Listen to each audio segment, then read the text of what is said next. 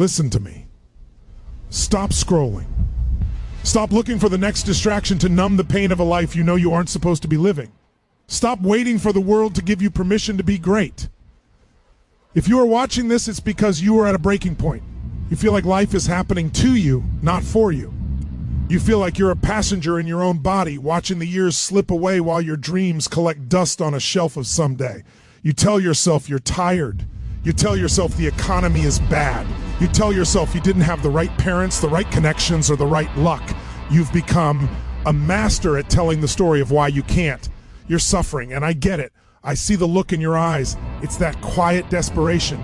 It's that feeling of being trapped in a cage where the door is wide open, but you're too paralyzed by fear to walk out. You're waiting for a miracle. You're waiting for someone to come save you.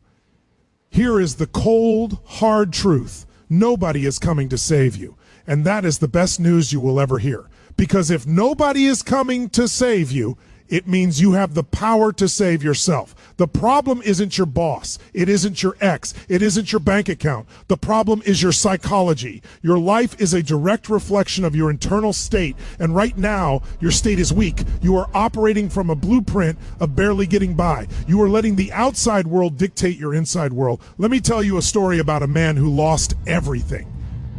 He had a business that was his soul, a family he adored, and a reputation that preceded him. In one single year, a massive economic shift wiped out his savings. His business partner betrayed him and stole his intellectual property. His stress became so toxic that his marriage began to fracture under the weight of the blame. He sat in his car one night, staring at the dashboard, feeling like his life was a total catastrophe. He was focused on the loss. His physiology was slumped. His language was, I am ruined. But then something shifted. He realized that while he couldn't control the market or his partner's betrayal, he had absolute 100% control over the meaning he gave to those events. He realized that his suffering wasn't coming from the loss of money. It was coming from the story he was telling himself about that loss.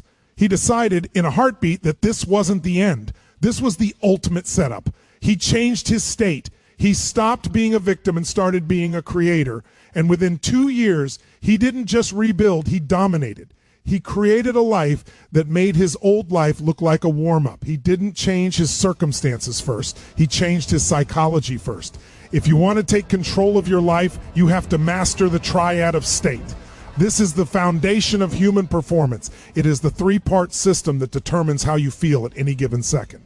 The first pillar is physiology. Look at yourself right now. How are you sitting? How are you breathing? If you are slumped over, looking down with shallow breath, you are literally signaling to your brain to feel depressed and weak. You cannot feel like a titan while your body looks like a victim. It is physically impossible. Motion creates emotion. If you want to change your life, start by changing your body. Stand up, shoulders back, chest out. Take a deep, massive breath. Change your pace. Move with power. When you change your physiology, you change the chemistry of your brain. You move from cortisol to testosterone. You move from fear to courage. The second pillar is focus. Where focus goes, energy flows. Most of you are focused on what you can't control. You're focused on what's missing. You're focused on what could go wrong. If you focus on the wall, you're going to hit the wall. Successful people focus on where they want to go. They focus on the solution, not the problem. They ask different questions. Instead of, why did this happen to me? They ask, how can I use this? What is great about this that I'm not seeing yet? Your life is the result of what you consistently focus on. Shift your focus to what you can control. Focus on your vision. Focus on your strength. Focus on your growth. The third pillar is language. What is the story you are telling yourself? Your words are the architects of your reality. If you use words like I'm overwhelmed, I'm devastated, or I'm stuck, you are building a prison out of your own vocabulary. Change your words. You aren't devastated. You're experiencing a challenge. You aren't stuck. You're preparing for a breakthrough. Use language that empowers you. Use language that demands respect from your own subconscious mind. The labels you attach to your experiences become your experiences. Now, why do most people fail even when they know this? Because they live in a world of shoulds. I should lose weight. I should start that business. I should be a better partner. I should save money. Should is a lie. Should is a death sentence for your dreams. Nobody ever did anything great because they thought they should. You get what you tolerate. You get your musts. Think about it. There are things in your life that you absolutely must have. You must pay your rent. You must feed your children. Because those are musts. You find a way. You become resourceful. You become a force of nature. If you want to take control of your life, you have to raise your standards. You have to take your shoulds and turn them into non-negotiable absolute musts. You have to decide that you will no longer tolerate mediocrity. You have to decide that you will no longer tolerate being a spectator in your own life. You have to draw a line in the sand and say, no more. This is where the shift happens. This is where you reclaim your power. You think you need more time. You have the same 24 hours as the people you admire. You think you need more money? Resourcefulness is the ultimate resource. When you have a must, your brain finds the money. Your brain finds the time. Your brain finds the way. But you have to demand it of yourself first. Stop negotiating with your own greatness. Stop making excuses for why you aren't where you want to be. The gap between your blueprint, how you think life should be, and your reality is the source of your pain. You have two choices. You can either sit there and whine about reality, or you can get up and close the gap. Change your blueprint or change your life. It starts with a decision, not a maybe, not an I'll try. A real decision is the cutting off of any other possibility. It is a commitment to a new way of being. I want you to feel the intensity of this moment. Your life is ticking away. Every second you spend in a weak state is a second you are robbing the world of your gifts. It is a second you are betraying your own potential.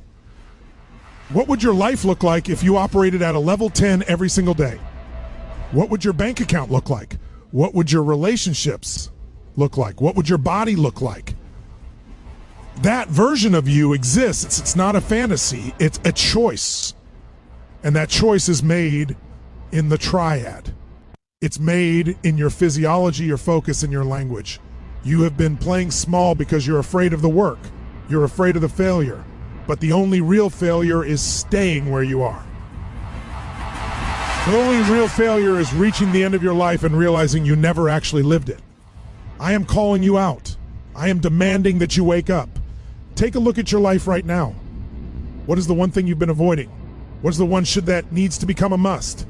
Is it your health? Is it your career? Is it your relationship with yourself? Whatever it is, you must take massive action immediately. Not tomorrow, not after you finish your coffee. Now, success leaves clues. Successful people don't wait for the right feeling. They create the feeling through action.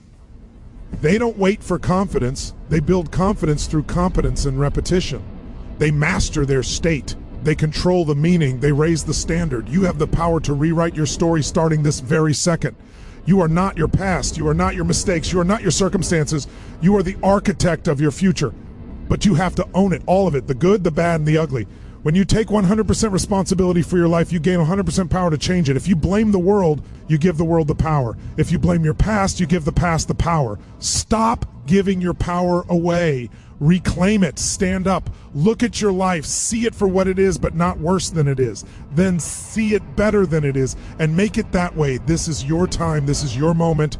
The struggle you are in today is developing the strength you need for tomorrow. Don't wish it were easier, wish you were better, and then go get better. I want you to commit right now. I want you to feel it in your gut. I want you to feel that fire rising up in your chest. That is your soul telling you that you were made for more. Don't let that fire die out. Fuel it with action. Fuel it with discipline. Fuel it with a standard that refuses to settle for anything less than extraordinary. You are a creator. You are a leader. You are a force of nature. Now, go out there and prove it. Take the action you've been fearing. Break the pattern. Change your state. Master your focus. Raise your standards. Your new life starts now, not someday. Now. Go get it.